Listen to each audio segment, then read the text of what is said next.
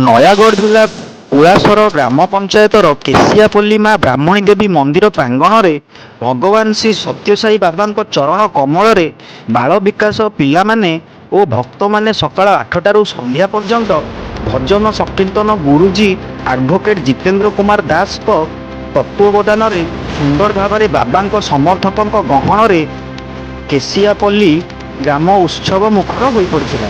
ଯେଉଁ ବୟସରେ ପିଲାମାନେ ପ୍ରାଥମିକ ବିଦ୍ୟାଳୟରେ ପଦେ ପ୍ରାର୍ଥନା ପଢ଼ିପାରେନି, ସତ୍ୟସାଇ ବାବାଙ୍କ ଭଜନ କୀର୍ତ୍ତନ ଅତି ସୁନ୍ଦର ଭାବରେ ଗାଇବା ସହିତ ନିଜକୁ ଜଣେ ଉତ୍ତମ ପିଲା ଭାବରେ ପରିଗଣିତ ହୋଇପାରିଛନ୍ତି।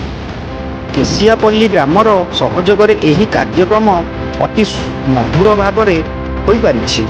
ବାବାଙ୍କର ପ୍ରସାଦ ସମସ୍ତେ ଭେଦଭାବକୁ ଭୁଲି ଆନନ୍ଦ ଉଲ୍ଲାସରେ ପାଇ ପ୍ରତ୍ୟାବର୍ତ୍ତନ କରିଥିଲେ। ରଣପୁରରୁ ବିପିନ ପ୍ରହରାଜଙ୍କ ରିପୋର୍ଟ, ଓଡ଼ିଶା ନ୍ୟୁଜ୍।